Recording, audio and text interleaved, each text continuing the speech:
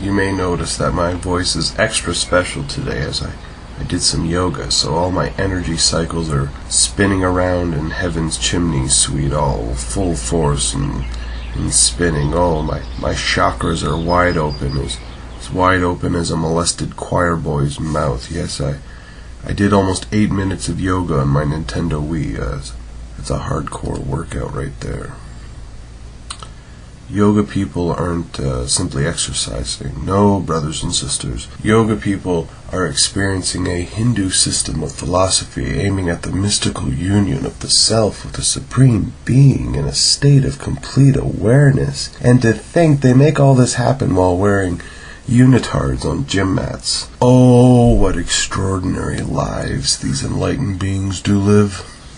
It's not enough just to do your silly stretches in community center spaces, no. They also want you to restrict your food and drink and behavior. Starve yourself. Well, fast. They don't use the term starve because it's unpleasant. But fasting, well, fasting sounds important.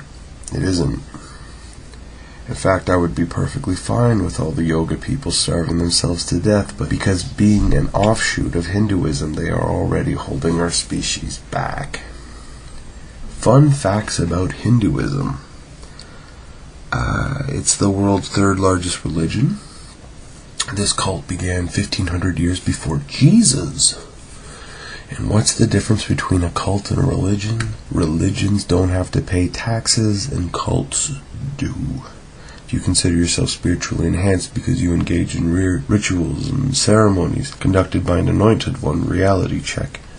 You're not. Religions are cults that receive tax exemptions. Hinduism is no better or worse than its two top competing cults, Christianity and Islam, which go back and forth as the two top religions on the planet, both being number 1 and 2 through the interpretation of numbers. 9 out of 10 Muslims are Sunni denomination, but that category of the teaching of Islam is then subdivided by the belief that Muhammad did not appoint a successor upon his death. So they had an election and Muhammad's father-in-law got the gig. Nepotism is as alive and well in the East as it is in the West. Unfortunately, in the West, we are taught that Islam is one collective faith. It's not one collective faith. Like Christianity, the organization is splintered off into thousands of subsections and denominations, so that the totality of the numbers don't necessarily prove anything. Whereas Muslims have Ash'ar, Maturidee, Majai Aha, Mu'tazile, Athari, and Zahiri schools of thought. And the separation of Sunni and Shiite movements. Christians are no more collective when you take into consideration Catholics and Protestants splintering off into Orthodox, Reform, Assyrian, Anglican, which serve as sort of a battered Rodney King asking if we can all just get along. Surprise twist, we can't. Protestants rarely intermingle with the subsection of Carpenter worship between Lutherans, Presbyterians, Calvinisms, Anabaptists, Regular Baptists, Brethren, Mennonites, Methodists, Moonanites, Pentecostal, Evangelical, Quakers, Crackers, On Donner, On Blitzen, Stone, Campbell, Restoration Movement, Branch Davidians, Jehovah's Witnesses, Mormons, those pesky Latter-day Joe Smith worshipping zombies, Unitarians, Trinitarians, Messianic Jews. Man, talk about edging your bets. Do you accept Christ as the Son of God? Maybe. And how could I leave out the syncretistic movements and those wacky esoterics with all their Western mystery? There are literally thousands of subsections in the Christian and Muslim community, which is why I laugh when I hear people speaking of Muslims getting together and plotting against the West. That's like saying Christians are sneaking around plotting against the East. Christians do not get along that well with other Christians, and if you don't believe me, I'd like you to go to the library and get out a few books on a little place called Ireland. That being said, Hinduism subscribes to karma, the metaphysical cause and effect bumper car experience, which is a load of shit. Because if karma existed, George W. Bush and his wife would have burst into flames by now. Ask Israel about the universe's sense of justice. What about what goes around comes around? Sounds like lazy philosophy to me. And if there were any merit to this, then Africa would have inherited the big boy seats at the UN by now. Is there a country that has suffered more than Africa and received less? I'm not trying to get on a Bono bandwagon here, but you need only glance at that country's history and their current reality, the suffering, the pain, the degradation going on there, to realize that energy, positive or negative, does not result in tangible justice. Your supreme being takes a daily piss on Africa, and the rest of the world shrugs and changes the channel. In Hinduism's defense, though, I do like the fact that it subscribes to a pantheist dogma as opposed to the monotheist ideology. Monotheism being that God exists and the universe. Pantheism being that the existing universe is God. I like that. And very little else about Hindu. What bothers me most about yoga is this. All religions, and yoga, have this preoccupation with cleansing our toxin-riddled bodies. And I've read some yoga literature, and the word pure pops up on more than one occasion, and it's all its variations. Purity. We have to purify the body. The human body. We have to make it pure again.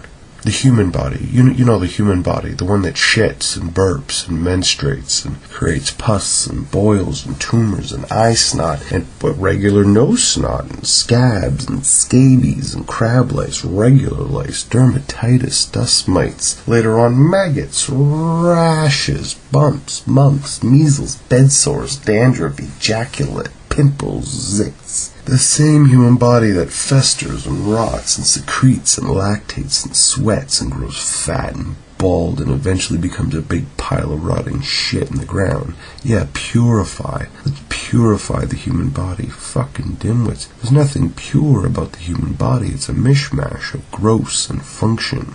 Who do you think would win in a fight? Jesus or Muhammad? I asked because the other night there was a protest rally and hundreds of Muslims were yelling and jumping up and down, and Obi-Wan Kenobi was right when he said that the Sand People are easily startled and will return in greater numbers.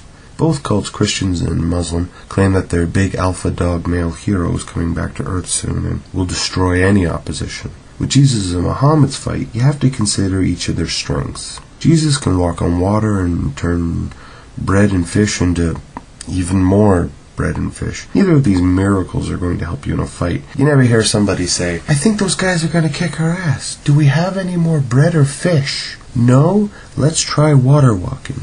You never hear that. You don't.